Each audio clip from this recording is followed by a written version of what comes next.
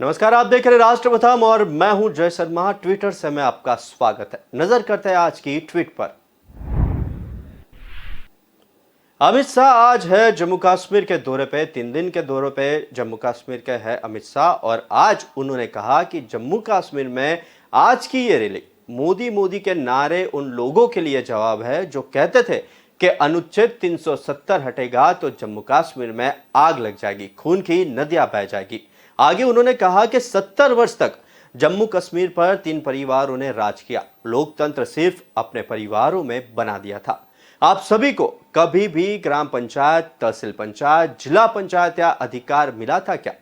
3 परिवारों ने लोकतंत्र का जमहूरियत का मतलब सिर्फ पीढ़ियों तक शासन करना निकाल दिया था। देश में सरकार बदली। 2014 से नरेंद्र मोदी प्रधानमंत्री बने, तब मोदी ने सबसे पहले जम्मू कश्मीर में पंचायत के चुनाव करवाए। पहले जो सिर्फ 3 परिवार के पास था, आज 30,000 के पास जम्मू कश्मीर का शासन आया है।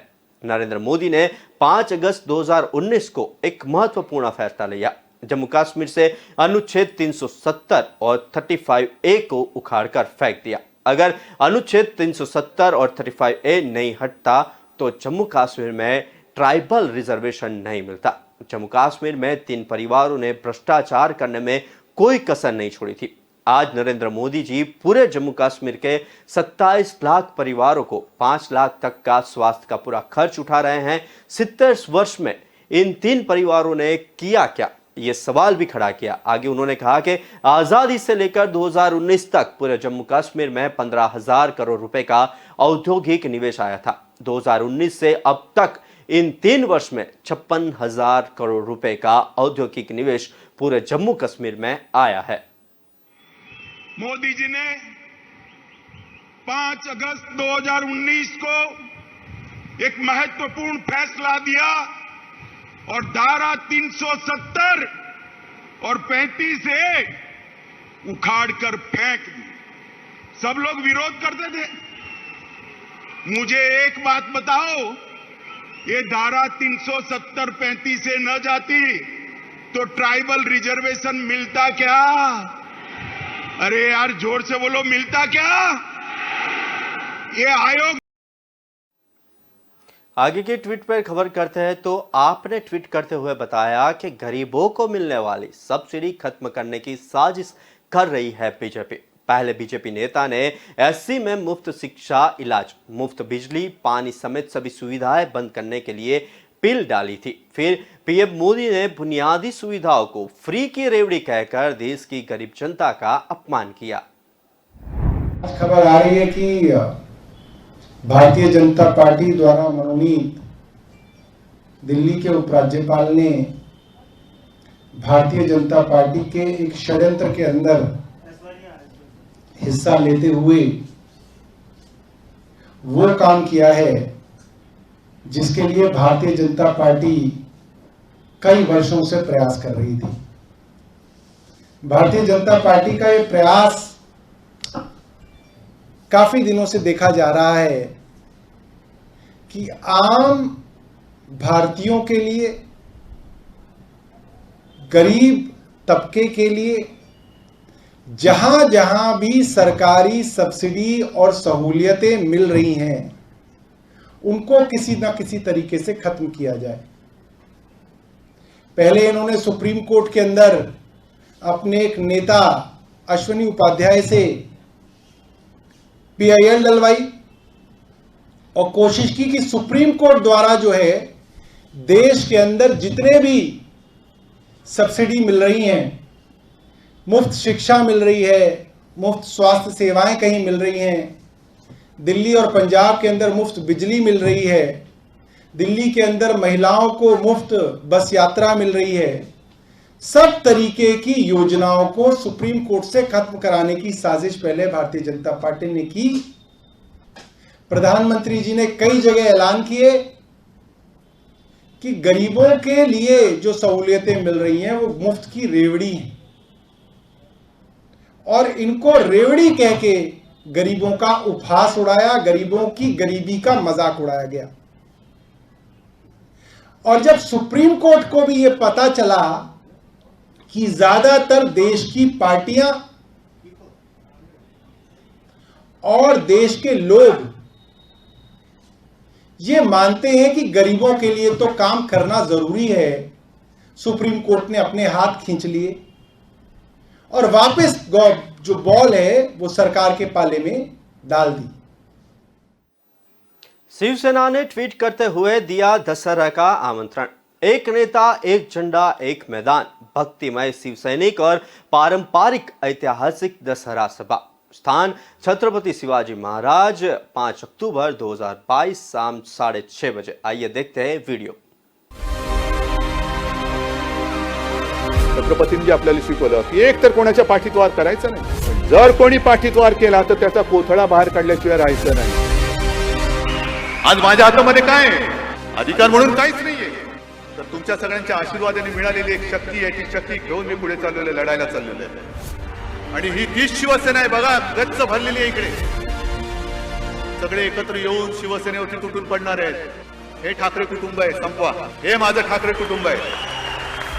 यांच्या प्रत्येकामध्ये, प्रत्येकाच्या हृदयामध्ये शिवसेना प्रमुख हिंद हृदय सम्राट बाळासाहेब ठाकरे आहेत। सगळे एकत्र येऊन शिवसेनेवरती तुटून पडणार आहेत।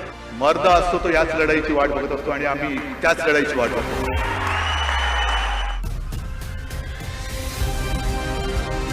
तमाम माझ्या शिवसैनिकांना, शिवसेना प्रेमींना उद्याच्या दसरा मेळाव्याला येणाऱ्या की उत्साहामध्ये या, वाजत गाजत गुलाल उधळत या, पण शिस्तीने या।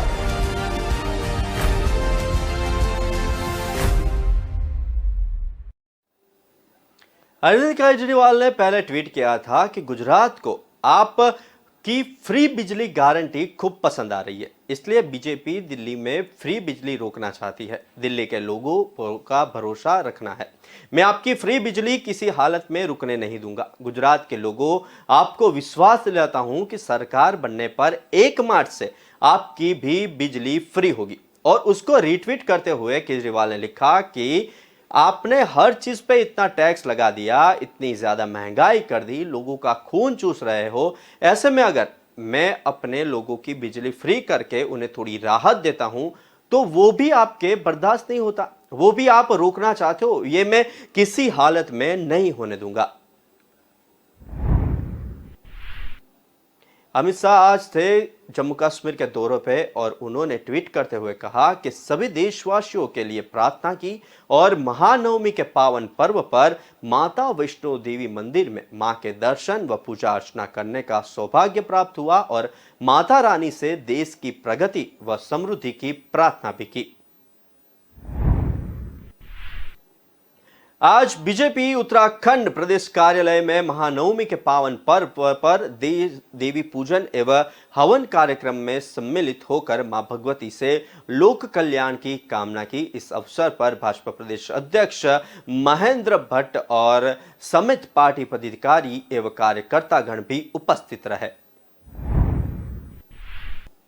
जयराम ठाकुर ने ट्वीट करते हुए कहा कि रिवाज बदल रहे हैं। भाजपा के राष्ट्रीय अध्यक्ष जगत प्रकाश नड्डा की उपस्थिति में आज पूर्व सांसद एवं कांग्रेस नेता सुरेश चंदेल जी भाजपा में शामिल हुए। सुरेश जी का भाजपा परिवार में हार्दिक स्वागत, अभिनंदन और निश्चित रूप से आपके आने से पार्टी को और मजबूती मिलेगी।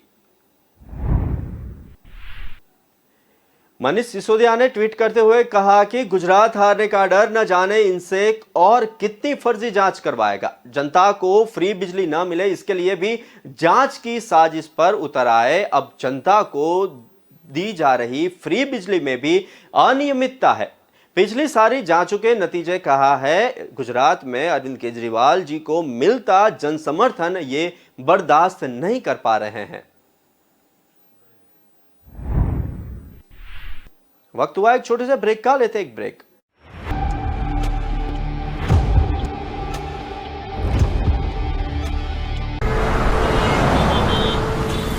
कहाँ जा रहे हो? दुकान पर बैठो और इसे आगे बढ़ाओ। पापा, दुकान आगे बढ़ाने के लिए मुझे दुकान पे बैठने की जरूरत नहीं है। बस बातें करवा लो इनसे।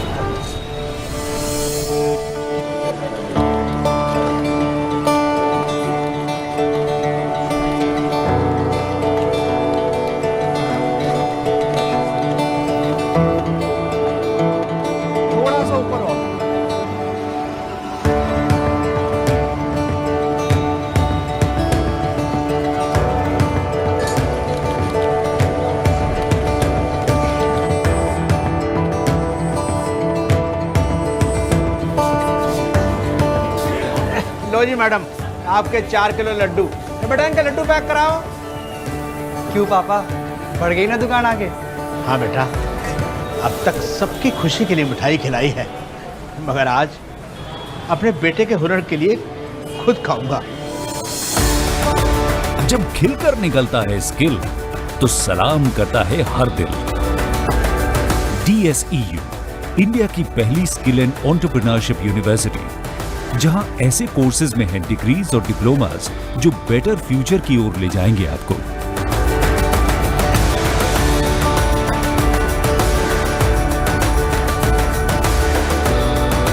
तो एडमिशन के लिए अप्लाई कीजिए। स्किल है तो नहीं कुछ मुश्किल है। थोड़ा रोस्ट, थोड़ा फ्राई, थोड़ा लो, थोड़ा हाई, थोड़ा अपना वाला ट्राई। मेरा ट्विस्ट, मेरा टेस्ट, मेरा ट्विस्ट। अमृतसरी छोले, मेरे वाले छोले। वंडर मसाला। मेरा ट्विस्ट, मेरा टेस्ट।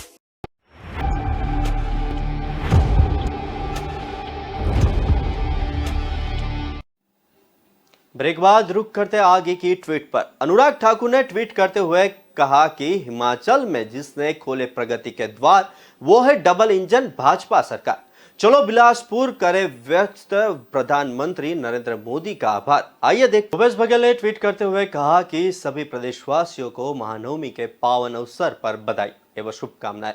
शक्ति की उपासना का महापर्व नवरात्रि हमें सिखाता है कि नारी का सम्मान हमारी परंपरा, संस्कृति एवं हमारे मूल्यों का हिस्सा है। इन मूल्यों को जीवंत बनाए रखना हम सबकी महती जिम्मेदारी है। जय माता दी। और साथ में ही घर पर उन्होंने सपरिवार महानवमी की पूजा अर्चना की। माता रानी सबकी मनोकामनाएं पूर्ण करे प्रार्थना भी की और उनका आशीर्वाद और कृपा दृष्टि सभी बच्चों पर बनी रहे। आज महानवमी के पावन अवसर पर भिलाई निवास में कन्या पूजन पर उन्होंने करवाई।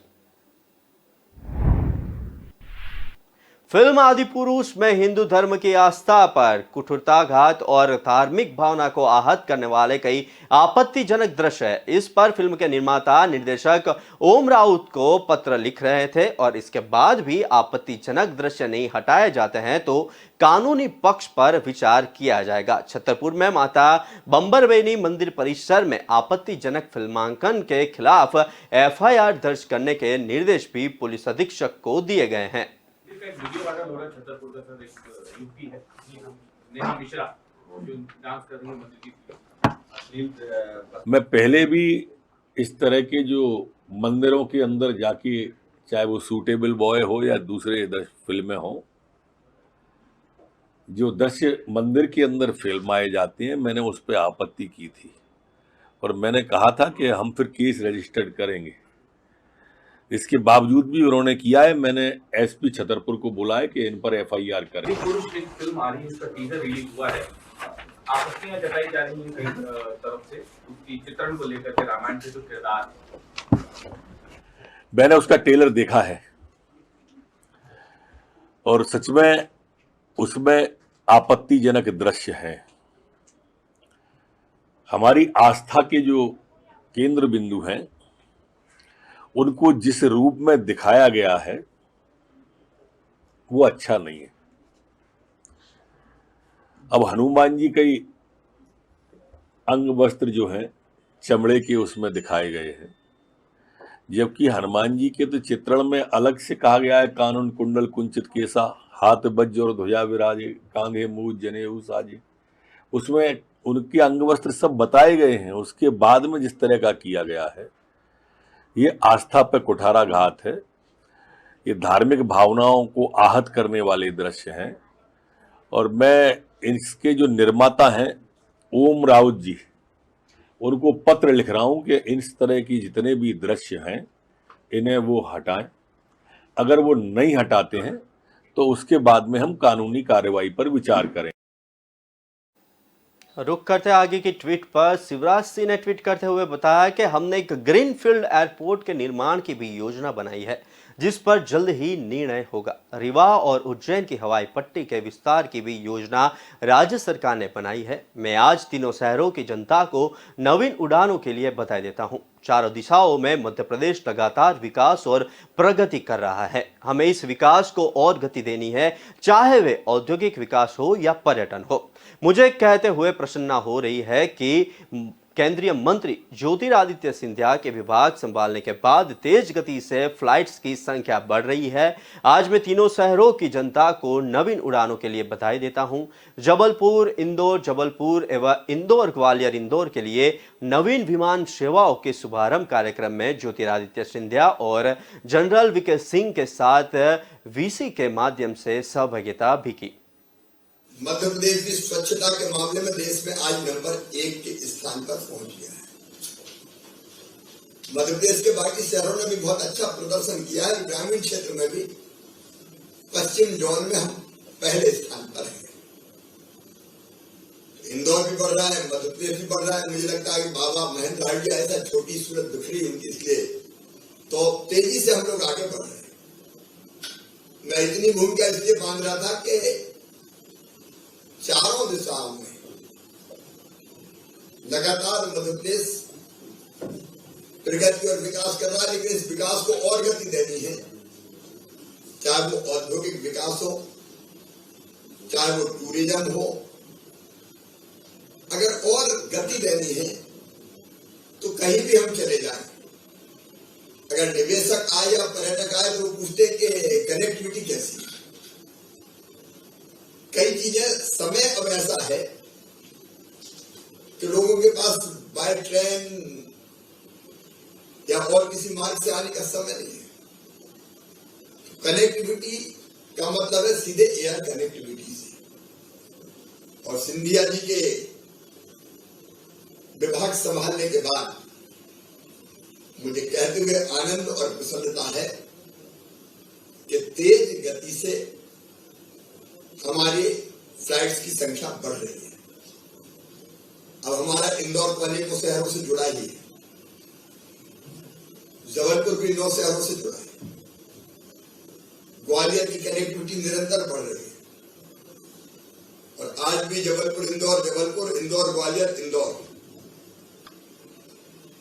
ये जो एलायंस एयर कंपनी इन उड़ानों का संचालन कर रही है उससे निश्चित तौर पर तीनों शहरों को बहुत लाभ होगा। मैं इसके लिए सिंधिया जी का आभार प्रकट करना चाहता हूं। विस्तार करने की योजना राज्य सरकार ने बनाई है। आज तो मैं इन तीनों शहरों की जनता को बधाई देता हूं। आज दुर्गा नवमी है। इस बार मां की आराधना में पूरे देश को लगे हुए हमने देखा। कोविड के बाद एक अलग आनंद और उत्साह की लहर थी। मैं दुर्गा नवमी की भी सबको बधाई देता हूं और मां से यही प्रार्थना करता हूं कि हम प्रगति और विकास करें, जनता सुखी रहे, सब निरोग रहे, सबका मंगल हो, सबका कल्याण हो। और सिंधिया जी को और वीके सिंह साहब को यही कहना चाहता हूं कि कनेक्टिविटी बढ़ाने के लिए मध्य प्रदेश शासन का जो सहयोग चाहिए वो सहयोग सदैव उपलब्ध रहेगा, क्योंकि इसके बिना मध्य प्रदेश तेजी से आगे नहीं बढ़ सकता। मिलकर हम सब लोग काम करेंगे। ट्विटर की खबरों से आज बस इतना है, लेकिन विस्तार से खबरें पढ़ने के लिए आप हमारे वेबसाइट का भी प्रयोग कर सकते हैं। हमारे वेब का पता है www.kalamkartavya.com। हमारी कलम ही हमारा कर्तव्य के उद्देश्य के साथ देश और दुनिया की खबरों को आप राष्ट्रप्रथम के साथ देखते रहिए। नमस्कार।